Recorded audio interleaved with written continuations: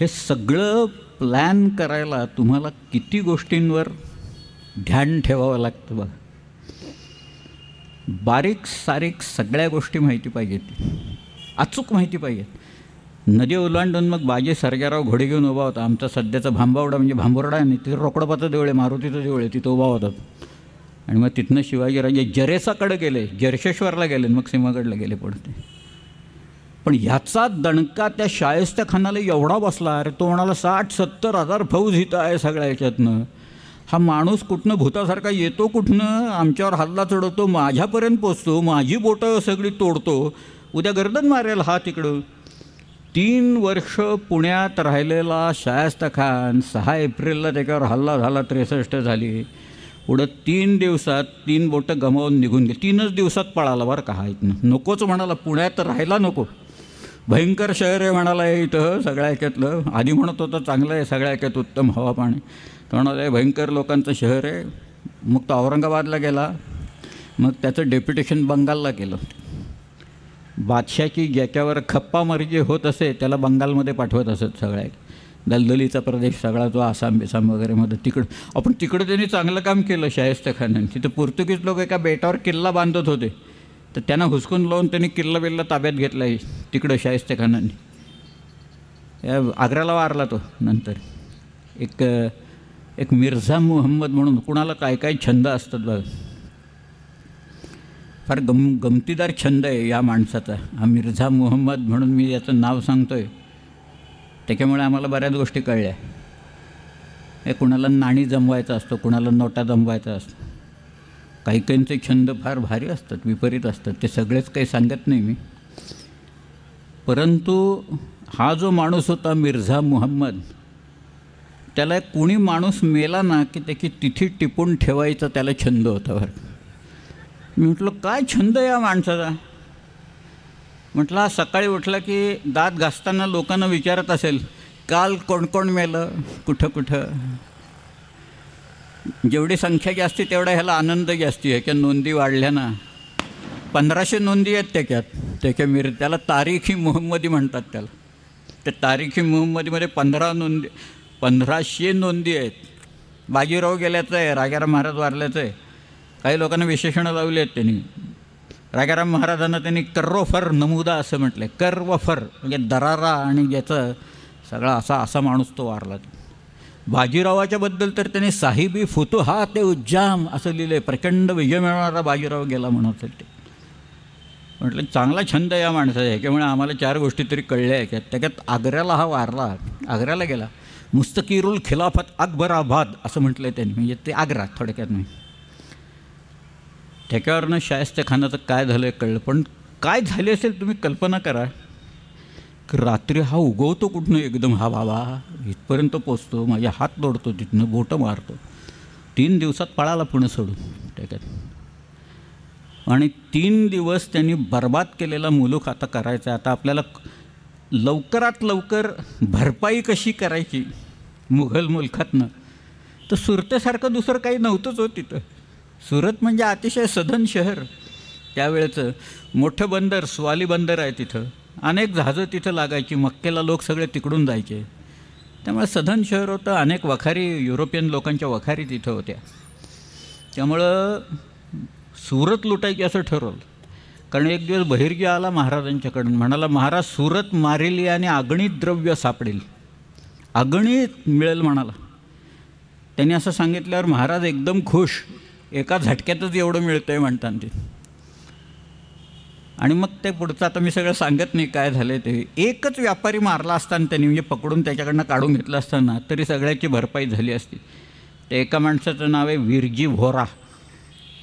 त्याच्या एकाकडं 20 पिपं सोनं होतं एका माणसाकडं. हिरे बिरे तर वगैरे जाऊच देत, अजून चालू आहे हिऱ्याचा व्यापार सुरतेला मोठ्या प्रमाणात चाललेला आहे सगळा. परंतु त्या बहिर्जीनं सगळा ब्लूप्रिंट आणून ठेवला होता महाराज. कुठं कुठं हात मारला. काय लुटलं असेल पहिल्यांदा जकात घर लुटलं असं लिहिलं आहे तिथं. त्यांनी कॅश असते ना जकातीची तिथं ताबडतोब कॅश हातात मिळाली. परंतु तिथं जायचं आणि परत यायचं, 5-5 हजार घोडी घेऊन जायचं, त्यांचा सगळा खर्च असतो घोड्यांचा. घोड्याला खायला लागतंच ना शेवटी सगळ्या. त्याचा जामानिमा सांभाळायचा आणि वेगाने परत यायचं, लूट मारून परत यायचं. शिवाजी राजांनी ह्याला जे प्लॅनिंग लागतं, आम्हाला आकडे कसे मिळाले की तुम्हाला कागदपत्र कशी मिळतात त्याचं एक उदाहरण जाता आता सांगतो. त्या मुघलांच्याकडे सिस्टम्स होत्या, सिस्टम्स नाहीत असं नसतं कधी. इतकी वर्ष त्यांचं राज्य चाललं आहे, ॲडमिनिस्ट्रेशन उत्तम असतं त्याच्यात. फक्त दिरंगाई असते, जसा पसारा वाढत जातो ना तशी दिरंगाई वाढायला लागते सगळ्या. आपल्याकडं पसारा वाढला, दिरंगाई मुद्दामून वाढवतात लोक त्या सगळ्या, म्हणजे आणखीन काही इकडून तिकडून काही जरा. पण तसं मुघलांच्याकडं काय आहे की प्रत्येक गावात त्यांचा एक एक माणूस होता आणि त्याला वाकाई नवीस असं म्हणायचं. वाका म्हणजे वृत्तांत. तो त्या गावात सकाळपासून काय झालेलं आहे या घटना लिहून तो दिल्ली आग्र्याला पाठवून द्यायचं. हे त्याचं काम, वाकाई नवीसाचं काम. काय झालं काय नाही सगळं लिहायचं. बरं काही वेळा तो काय करायचा माणूस, तो सुभेदार म्हणायचा, हा एखादा माझ्याविरुद्ध काही लिहून पाठवत नाही ना, नाहीतर औरंगजेब किडून माझी मनसब काढून घेईल ना. म्हणून ते वकाई नवीसाला बोलवायचे आणि तू काय लिहिलेस ते मला दाखवा आधी सर, तू काय रिपोर्ट पाठवणार आहे दिल्लीला, तो आधी मला दाखवायचा मग पाठवायचं. हे लोक असं करतील हे मुघलांच्या सगळ्यांना वरती माहीत होतं. म्हणून काही खुफिया नवीस असायचे. खुफिया नवीस म्हणजे ते कोण आहेत हेच लोकांना पत्ता लागायचं. ते खुफिया नवीस परस्पर रिपोर्ट पाठवून द्यायचे. हा खुफिया नवीस हे माहितीच नसायचं लोकांना. म्हणजे एक उदाहरण तुम्हाला सांगतो मी. परांडा किल्ला आहे, परांड्याचा किल्लेदार होता आणि तिथनं हा नामदार खानच चालला होता, सोलापूरला चालला होता, या शाहिस्ते खानाचा भाचा. आता हा शाहिस्ते खानाचा भाचा आहे, औरंगजेबाचा मावस भाऊ आहे हा सगळा. त्यामुळं तो किल्लेदार बाहेर आला, मेजवानी वगैरे केली त्यांनी, नाचबिस्वा केला असेल बहुतेक, आणि मेजवानी करून किल्लेदार आत गेला आणि नामदार खान गेला सोलापूरला. तिथला जो वकाई नवीस होता त्यानं रिपोर्ट लिहून पाठवला असं असं झालं म्हणून. त्या औरंगजेबानी त्या किल्लेदाराला एक शोकॉज नोटीस पाठवून दिली. तो म्हणाला, तू किल्लेदार आहेस, you are confined to those 4 walls. व आत थांबायचं, बाहेर यायचं नाही. तू बाहेर का आला? तू नामदार खान असू दे, आणखीन कोण असू दे, तू बाहेर का आला इथं सांग, त्याचं कारण दे मला, तोपर्यंत तुझी मनसब मी कमी करून टाकतो. इतकी बारीक, वेळ लागायचा सगळ्याला, परंतु माहिती मात्र पोचायची. तसा सुरतेचा वाका मिळाला. वकाई नवीसाच्याकडनं पाठवलेला एक कुठला तरी वाका सुरतेचा, त्याच्यावरनं सुरती की लूट किती झाली ते आम्हाला आकडे कळले सगळ्या. 1 कोटी रुपये मारले तिथे शिवाय. 1 कोटी रुपयाची ती लूट होती. कॅश, हार्ड कॅश, म्हणजे काय जडजवाहीर असेल, पैसे असतील सगळ्या. पण 3 वर्ष बर्बाद होती ती. आपला मुलूक तर कारणी लागला सगळ्याच्यातनं. आणि तो पैसा सिंधुदुर्गाला गेला, दुसरीकडे नाही गेला. सिंधुदुर्ग बांधायला काढला सगळ्या. आणि आता मिर्झा राजा आला. मिर्झा राजाच्याकडं त्याला तरा म्हणतात, तरा. माझ्याकडं नकाशे आहेत ते किल्ल्यांचे. मिर्झा राजांनी औरंगजेबाला इथल्या किल्ल्यांचे नकाशे, प्लॅन्स आणि एलिव्हेशन्स पाठवून दिलेली आहेत. तरा म्हणतात. 23 किल्ले आणि 12 किल्ले सगळ्याचे आहेत, नावासकट आहेत. त्यावेळेला काढलेले 1665मध्ये काढलेले सगळे आहेत. शिवाजीराजांनी एकूण अंदाज घेऊन 23 किल्ले दिले. 1 किल्ला शहाजीराजांच्या बदल्यात द्यायला शिवाजीराजे नाखुश होते. 23 किल्ले इथं दिल्यावर काय झाले असेल, मनाची अवस्था काय झाली असेल त्यांची. पण तेही दुःख पचवलं त्यांनी. आणि नंतर मात्र मग शिवाजीराजांना आग्र्याला जावं लागलं. आग्र्याला हेर खातं प्रचंड होतं. मोठं बहिर्जी नायकांनी जे काही काम करून ठेवलेलं होतं तेच काम इतकं विलक्षण होतं की या आग्रा सगळ्या एपिसोडमध्ये शिवाजी महाराजांचा एकही माणूस दगावला नाही. 8 हत्ती आणि ते सगळे परत आले. निशाण होतं. शिवाजी महाराजांची पालखी येते आत, त्या पालखीला चांदीचा पत्रा मारलेला आहे, त्याचे खूर सोन्याचे आहेत. अनेक लोक सुखपाल वापरतात. सुखपाल म्हणजे पालखीचाच एक प्रकार आहे. शिवाजीराजे दिसायला अत्यंत गोरे आणि देखणे आहेत. त्यांच्याबरोबर त्यांचा 9 वर्षाचा मुलगा आहे. अजाईब सुरती खेजी गोरारंगी असं लिहिलं. विलक्षण गोरारंग याला मिळालेला आहे. हे सगळं डिंगलमधनं लिहिलेलं आहे. तर ते आग्र्याहून सुटका हे शिवाजी महाराजांच्या आयुष्यातला अफजलखानाच्या नंतरचं सगळ्यात भयानक प्रकरण. पण आपल्या बुद्धिवैभवे पराक्रमे, कोणाची गणना न करता, कोणाशी तुंबळ युद्ध करून रणासाणीले वगैरे जे काही लिहिले कोणाचे भेटीस गेले, कोणास आपले दर्शनास आणले, कोणाचे मित्रभेद केले, कोणास परस्पर दगे करवले, असे ज्या ज्या उपाये जो जो शत्रू आकळावा त्या त्या उपाये तो तो शत्रू आकळला त्यांनी तिथे. आणि शिवाजीराजे सर्व लोकांना जिवंत परत घेऊन निघाला आपल्याकडे स्वराज्यात. मग मात्र ही चूक त्यांनी कधी केली नाही. मिर्झाराजाच्या वेळेला झालेली चूक शिवाजीराजांनी आयुष्यात कधी केली नाही. एखादा चांगला मॅनेजर असतो ना, तो ही always learns from the mistakes असं म्हणतात त्याच्यात, की you have to learn from the. कोण करत नाही हो चुका, कोण करत नाही. सगळ्यांच्या हातनं चुका होतात. मनुष्य प्राणी आहे, प्राणी मात्र आहे, चुका होतात. मेलेला माणूस फक्त चुका करत नाही, कारण तो काहीच करत नाही त्यामुळं. परंतु इथं शिवाजीराजांनी नंतर जे काही 66च्या नंतर त्यांची आघाडी आहे की 70 पुढं 14 वर्ष आहेत. या 14 वर्षात म्हणजे शिवाजीराजे ज्या वेळेला आग्र्याला गेले त्यावेळेला त्यांच्याकडे 17 किल्ले होते, परत आले त्यावेळेला 18 किल्ले होते. आणि 70 साली तानाजीला पाठवून कोंढाणा ताब्यात आणल्याच्या नंतर शिवाजी महाराजांनी जी आघाडी मुघलांच्या विरुद्ध उघडली त्याच्यात पुढच्या 8 वर्षात शिवाजी महाराजांच्याकडे जिंजीपर्यंत सगळे धरून 260 किल्ले होते. पण त्यांचे शब्द बघा काय आहेत. एका बकरीत फार बकरी नंतरच्या आहेत परंतु शब्द फार सुंदर आहेत. शिवाजीराजे असं म्हणाले की आज हजरतीस 360 दुर्ग आहेत. त्या बकरीतला आकडा आहे 360 म्हणून. आज हजरतीस 360 दुर्ग आहेत. एक ना एक दिवस खासा आलमगीर दख्खनेत उतरेल, एक दिवस औरंगजेब दक्षिणेत उतरेल. माझा एक एक दुर्ग त्या आलमगिराविरुद्ध मी एक एक वरुष लढवीन. माझा एक एक किल्ला मी औरंगजेबाच्या विरुद्ध एक एक वर्ष लढवीन. त्या आलमगिरास अवघी दख्खन काबीज करावयास 350 वर्षांचं आयुष्य लागेल.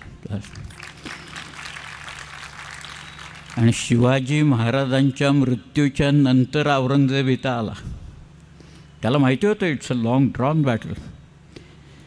25 वर्ष औरंगजेब इथं आहे. 25 वर्ष हिंदुस्थानचा बादशाह, तख्ते ताऊसवर बसणारा, मयुरासनावर बसणारा, ऐशो आराम दिल्ली आणि आग्र्याचा भोगणारा, हा दख्खनच्या दऱ्याखोऱ्यात डोंगराळ भागात येऊन नाचतोय. त्याची दैना उडती आहे सगळ्या ह्याच्यातनं, प्रचंड दैना. कारण हा मुलूखच आपला असा आहे. औरंगजेबाने 89मध्ये त्याच्या एका माणसाने, एक हातम खान म्हणून होता, त्यांनी तोरणा किल्ला घेतला. तोरणा फार भयानक किल्ला आहे आमच्याकडं. म्हणजे इंग्रजांनी असं लिहिलं आहे की सिंहगड जर का सिंहाची गुहा असेल तर तोरणा हे गरुडाचं घरटं आहे असं त्यांनी लिहिले. असा तो तोरणा विलक्षण किल्ला आहे, प्रचंडगड. तो हातम खानाला किल्लेदार म्हणून पाठवला. त्याला किताबच दिला, किलहदार खान, बरं औरंगजेबाने. गेल्यावर तो वरती गेल्यावर त्याला तो तोरणा काय तो कळून आलं. त्यांनी त्याच्या गुरुला पत्र लिहिले की हा जो तोरणा नावाचा शिवाजीचा किल्ला आहे तो इतका भयानक आहे की इथं तरुण माणसाची हाबेलंडी उडते, तिथं माझ्यासारख्या म्हाताऱ्या माणसाचं काय झालं असेल याची कल्पना करा. असं फल्लू साफ हलीन म्हणजे सैतानाची गुहा आहे असं त्यांनी लिहिलेलं आहे त्याच्यात. इथं फक्त भूतखेतच राहतात, बाकी कोणी राहूच शकत नाही या मुलखात, असं वरती. त्याच्यावर खाली परत तो किल्ला उतरायची वेळच आली नाही, कारण वरती लढाई झाली आणि त्याच्यातच तो मारला गेला त्या हातम खान त्या सगळ्या. परंतु या लोकांची धारणा इथल्या किल्ल्याबद्दल अशी होती, काय होईल काय सांगत नाही. एकदा औरंगजेबाने सातारचा किल्ला घेतल्याच्यानंतर तो त्या माण म्हणून एक तिथं नदी आहे बघा, माणदेशातल्या इथं त्याच्यात खवासपूर म्हणून गाव आहे. त्या खवासपूरच्या जवळ मुक्काम होता औरंगजेब. नदीला फारसं पाणी नव्हतं त्यामुळे त्याचा मुक्काम, त्याचे सगळे तंबू वगैरे तिथंच मारलेले होते औरंगजेबाचे सगळे तिथं. रात्री कुठेतरी डोंगरात पाऊस पडला बरं का भयंकर, आणि सकाळी एक प्रचंड लोंढा आला आणि त्याच्यात औरंगजेबाची छावणी वाहून गेली तिथे. मग औरंगजेब पडला, तो लंगडायला लागला त्याच्यानं. त्याच्याच चरित्रकारांनी लिहून ठेवले आता तो तैमूरलंगचा वंश शोभतोय म्हणून, कारण लंगडायला लागला त्याच्यातनं. म्हणजे इथं कुठं मुक्काम करायचा काय, रात्री कुठं पाऊस पडतो इथं छावणी जायची.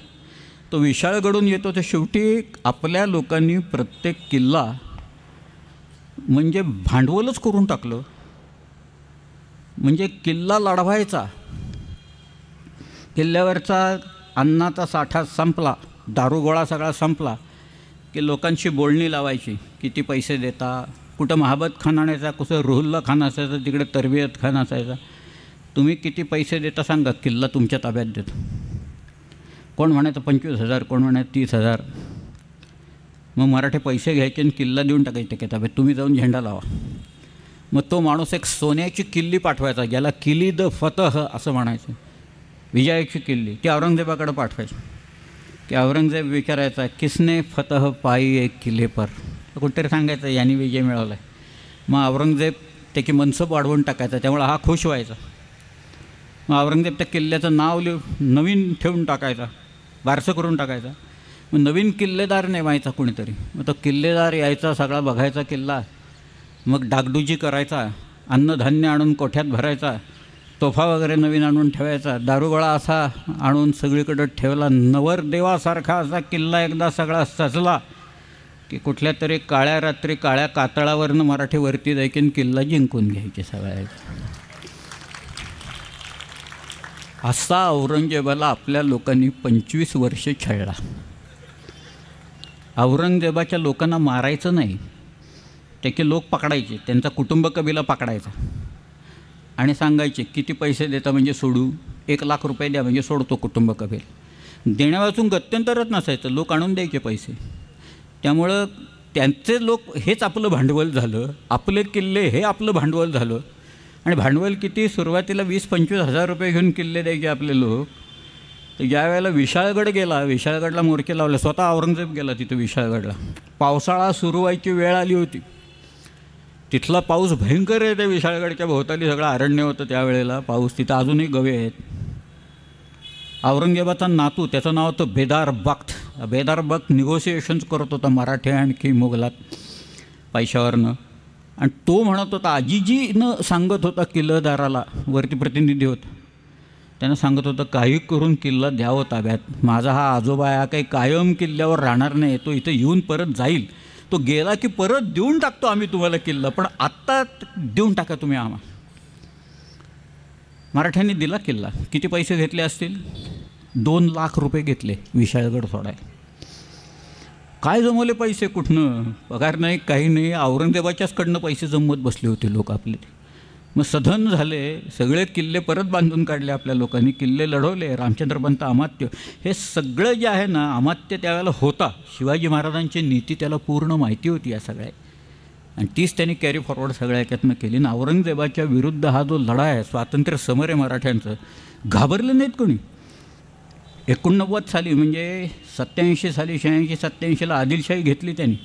89मध्ये कुतुबशाही औरंगजेबाने संपून टाकली. 89मध्ये संभाजीराजांना पकडून ठार मारलं त्यांनी. 89मध्येच राजधानी 3 नोव्हेंबरला रायगड घेऊन टाकला त्यांनी. बहुतेक शिवाजी महाराजांचं तख्त सिंहासन औरंगजेबाने नेलं. म्हणजे इथं राजा नाही, इथं राजधानी नाही, इथं तख्त सिंहासन नाही, अशा अवस्थेत महाराष्ट्र औरंगजेबाशी पुढची 18 वर्ष लढला. आणि ह्या लढाईचं शेवट हा औरंगजेबाच्या मृत्यूनं झाला. मला वाटतं की औरंगजेबाच्या मृत्यूचं सगळ्यात जास्ती दुःख मराठ्यांना झालं. त्याच्या मुलांना काही व्हायचं कारणच नव्हतं, कारण लगेच मारामारी करायची दिल्लीला जाऊन ताब्यात घ्यायला, कारण इथनं सगळे लगेच गेले. औरंगजेब मेल्याक्षणी सगळे लोक निघून गेले आणि आमचा धंदाच बसला इथला सगळ्याचा लोक. परंतु ते जे काय शिकवण होती सगळी, पैसे गोळा कसे करायचे, काय करायचं, स्ट्रॅटेजीज कशा आहेत, प्लॅनिंग कसं असतं, लोक कसे तयार करायचे, लोकांच्याकडनं कामं कशी करून घ्यायची, किल्ले कसे बांधायचे, काही किल्ले कसे पाडायचे, लोक कसे फोडायचे, औरंगजेबाच्याकडचे लोक कसे फोडायचे, हे सगळं जे आहे ना, हे सगळं त्या आज्ञापत्रात शिवाजी महाराजांच्या नावाने हुकमतपणाने लिहिलेलं आहे. सगळं ही नीती आहे. युद्ध जे माणूस जिंकतो ना, ते मी शेवटी एक बॅटल ऑफ विट्स चालतं. औरंगजेब आणि शिवाजीराजे यांचं आग्र्याला झालं, ते काही तलवारी घेऊन कोण लढलं, कोण नाही लढलं, पण it was a battle of wits. या दोघांच्या केवळ कल्पना म्हणजे शिवाजीराजे अर्ध काय करतात, औरंगजेब त्याला उत्तर काय देतो, फार वाचण्यासारखं आहे सगळं ते काय. परंतु नंतर जो काही झंझावात आहे, 10 वर्षाचा झंझावात, की शिवाजीराजांनी नंतर दक्षिण दिग्विजय केला. कुठपर्यंत गेले, शिवाजीराजे तंजावरपर्यंत गेले. कावेरी नदीच्या काठी कोलेरून, म्हणजे एक नदी येऊन मिळते, एक सबसिडी त्याची एक आहे कोलेरून म्हणून, त्या कोलेरूनच्या काठावर तिथपर्यंत गेले महाराज. आणि जिंजीचा किल्ला घेतला, जिंजी घेऊन टाकला त्यांनी सगळ्या. किती वर्ष बाहेर असेल हा माणूस, 2.25 वर्ष शिवाजीराजे बाहेर आहेत स्वराज्यापासून. आपण घरी जर का नसलो, आज आम्ही आपले पुणं सोडून इथं येऊन आठवडाभर येऊन बसलो आहे आणि आम्हाला आपली चिंता आहे सगळी, ते पुण्यात काय झालं असेल, आमच्या घराचं काय झालं असेल, तिकडे आणखीन कोण वगैरे. हा माणूस 2.25 वर्ष बाहेर आहे सगळ्यात. स्वराज्याच्या सीमा विस्तारत चाललेल्या आहेत, माणसं गोळा करत चाललेलं आहे, ग्रंथनिर्मिती होती आहे. आज्ञापत्र नाही, पण त्यांनी कर्णकौस्तुभ नावाचा ग्रंथ कृष्ण ज्योतिषाकडनं लिहून घेतला तेवढा आहे. अनेक ग्रंथांची निर्मिती शिवाजीराजांनी केली, संस्कृतमधल्या अनेक ग्रंथांची निर्मिती. एक रेनेसान्स युरोपमध्ये झाला 15व्या आणि 16व्या शतकात. रेनेसान्स, त्या रेनेसान्स, मराठी रेनेसान्स जो झाला ना, त्याचा पाया शिवाजी महाराजांनी घातला आणि पुढची 100 वर्ष मराठी रेनेसान्स चाललेला होता. आणि त्याच्यात तुम्हाला आश्चर्य वाटेल की दिल्लीत बादशाह कुणाला करायचं, वजीर कुणाला करायचं, मीर बक्षी कुणाला करायचं, दिल्लीचा कारभारी कुणाला करायचं, बादशाहच्या बायकांना तनखा किती द्यायचा, हे सगळं आपण ठरवायचं. आश्चर्य वाटेल, बादशाहाचं प्रेत पडलेलं आहे यमुनेच्या वाळवंटात. 54 ते 59 दुसरा आलमगीर बादशाह होता. वजीरांनी त्याला मारायचं बादशाला. त्यांनी नाही मारलं तर बादशाह मारेल वजीराला, म्हणून वजीर मारायचा आधी सगळं. पण दिल्ली 6 वेळा मराठ्यांनी ताब्यात घेतली आपल्या लोकांनी. आपण दिल्ली ताब्यात घेऊ शकतो आणि हे शिवाजी महाराजांचं हेच स्वप्न होतं. मी ॲबे बार्थेलेमू कॅरे पहिल्या दिवसापासून सांगतो आहे. याचं कारण तो प्रवासी आहे, तो इथं आलेला आहे, तो आहे इटालियन नाही फ्रेंच आहे, तो फराशीच आहे, फ्रेंचमन आहे तो. त्यांनी शिवाजी महाराजांच्या माणसाला विचारलं की हे सगळं झालं तुमचं, राजाला विजय मिळतो आहे, सगळं आहे, त्याचा भूगोल पाठ आहे, सगळं झालं, मग तुमच्या राजाच्या मनात काय आहे, त्याच्या मनातली गुंज काय आहे? शेवटी शिवाजी महाराजांचं स्वप्न एका फ्रेंच कागदातनं आलं आहे तिथे. तर शिवाजी महाराजांचा माणूस चवलचा याला म्हणाला की आमच्या राजाच्या मनात सिंधू नदीपासून बंगालच्या उपसागरापर्यंतचा सर्व मुलूख ताब्यात घ्यायचं शिवाजी महाराजांचं हे स्वप्न आहे म्हणते. तात्याराव सावरकरांनी ज्या काही सीमा सांगितल्या, आ सिंधूपर्यंत्या यस्य भारत भूमिका पितृभू पुण्यभूश्चैव सवय हिंदू रीतिस्मृता म्हटले त्यांनी, की या सिंधू सागरापासून ते सिंधू नदीपर्यंत या सगळ्या मुलखाला जो आपलं वतन पितृभूमी मानतो, पुण्यभू मानतो, पितृभू आणि पुण्यभू मानतो, तो हिंदू, असं तात्या. किती धर्मनिरपेक्ष व्याख्या असावी ह्याची सीमा सावरकरांनी उदाहरण घालून दिलेलं आहे. ते या भूमीवर प्रेम करणारा जो आहे, हिला पुण्यभू मानणारा आहे ना, तो हिंदू. पूर्ण धर्मनिरपेक्ष व्याख्या. आणि शिवाजी महाराजांना हेच तर सिंधूपासून बंगालच्या उपसागरापर्यंत हे सगळ्या सीमा, ते झालं त्यांचं स्वप्न पुढच्या काळात नंतर साकार झालं नाही, अशातला भाग नाही. पण शिवाजीराजांनी जे काही छोट्या छोट्या लढाई मी सांगितल्या नाहीत तुम्हाला, अगदी छोट्या आहेत, पण लोकांना अशा काही अडचणीत आणून शिवाजीराजांनी चोपला आहे सगळ्यांना, की कुठं गाठायचा एखाद्या माणसाला अडचणीत, म्हणजे कुठं खिंडीत गाठायचा हे त्यांना कसं माहीत होतं. कारण तुम्हाला सगळे रस्ते माहिती आहेत तिथे, तुम्हाला भूगोल माहिती असल्याशिवाय होणंच शक्य नाही. कारतलब खानाला ठोकला त्यांनी, त्याचं कारणच ते होतं तसं. कारतलब खान शेवटी शरण आला, त्याला त्या बाईनं सांगितलं रायबागांनी की तुम्ही शरण नाही तर सगळी माणसं मारली जातील या सगळ्या. शेवटी कारतलब खान शरण येऊन गेला. पण यांना बारीक सारीक लढाई आहेत. मग खवास खान आहे, मग बाजी घोरपड्याला चोपला आहे त्यांनी, मुधळला नेऊन हाणला त्याला. अशा बारीक छोट्या छोट्या या सगळ्या त्यातनं शिवाजीराजांनी जे निर्माण केलं ते निर्माण, एखादा उत्तम जनरल जसा असतो ना, त्याला म्हणूनच इंग्रज general of the Hindu forces असं जे काही म्हणतात ते काही चुकीचं नाही. नेपोलियन होता, नेपोलियन बोनापार्ट. नेपोलियन उंचीनं लहान होता. किती उंच असेल नेपोलियनची उंची? त्याची शारीरिक उंची लहान होती, पण त्याची बौद्धिक झेप आणि उंची फार मोठी होती नेपोलियन बोनापार्ट. 30-40 लढाया नेपोलियन खेळला आयुष्यात. त्याच्याकडे काही काळ ऑस्ट्रेलियात आणि झेना या लढाया तुम्ही पाहिलं तर त्याच्याकडे सैन्य कमी आहे, शत्रूचं सैन्य जास्ती आहे, पण विजय मात्र नेपोलियन बोनापार्टचा आहे. त्याकडे नेपोलियनचा पराभव झाला वॉटरलूला. ड्यूक ऑफ वेलिंग्टननी तो पराभव केला. त्याच्या आधी नेपोलियन बोनापार्ट हा रशियात गेला होता. रशियाचा जो झार होता अलेक्झांडर, त्याच्याशी नेपोलियनचा एक तह झालेला होता आणि त्या तहात युरोप जिंकायचा आणि वाटून घ्यायचा आणि अर्धा रशियाने घ्यायचा आणि अर्धा फ्रान्सने घ्यायचा, असा तो तह होता. हा झार काही करेना, अलेक्झांडर काही करेना म्हणून नेपोलियन सैन्य घेऊन निघाला आणि तो म्हणाला मी पहिल्यांदा झारलाच जाऊन हाणतो, रशियात जातो आणि झारला मारतो आणि मग म्हणाला बाकीचं पुढचं काय करायचं. म्हणून नेपोलियन 6 लाखाचं सैन्य घेऊन रशियात गेला. नेपोलियनसारखा माणूससुद्धा किती आतयाईपणा करू शकतो याचं एक उदाहरण आहे की नेपोलियन रशियात गेला, त्याच्याजवळ 6 लाख लोक होते, पण नेपोलियनची वेळ चुकली. त्यांनी मॉस्कोला लढाई झाली, अनेक ठिकाणी त्या बारीक सारीक लढत, कोसॅक्स लोकांनी हल्ले चढवले. एक साधी नदी बेरेझिना म्हणून एक नदी आहे, ती बेरेझिना नदी ओलांडत असताना नेपोलियनचे एका वेळेला 20,000 लोक मेले, तिथं गारठून मेले, थंडीमुळे मेले. नेपोलियनची वेळ चुकली कारण तिथं थंडी सुरू झाली. रशियातली थंडी फार भयंकर आहे, -30 -35 डिग्री सेल्सिअस टेम्परेचरने नेपोलियनच्या सैन्याची वाताहत गेली पार. आणि नेपोलियन कसाबसा स्वतःचा जीव वाचून केवळ 60 ते 70 हजार लोकांशी परत आला. नेपोलियनचे जे 24 मार्शल्स होते, त्याच्यातले एक मार्शल मिशेल ने म्हणून आहे, त्याने असं लिहून ठेवले, general famine and general winter rather than the Russian bullets have conquered the Grand Army. Russian army पराभव रशियन शस्त्रांनी नेपोलियनचा केलेला नाही आहे, तर तिथल्या जनरल विंटरनी केलेला आहे. मग इथं आमच्यावर जे हल्ले झाले, बहमनी आले, अनेक आले, खलजी आले, तुघलक आले, मुघल इथून बादशाह इथं बसतोय 25-25 वर्ष. त्याला काही मराठ्यांचं आणि शिवाजी महाराजांचं एक छोटंसं स्वराज्य जिंकता आलं नाही. त्याचं कारण आमच्याकडे एक जनरल आहे आणि त्याचं नाव आहे जनरल सह्याद्री. ह्या सह्याद्रीनं इथलं स्वातंत्र्य अबाधित ठेवलेलं आहे. स्वातंत्र्याचे मंत्र हे जसे त्यांनी लोकांच्या कानात फुंकलेले आहेत, तसं ते स्वातंत्र्य टिकवण्यासाठी यांनी मदत केलेली आहे. त्या सगळ्या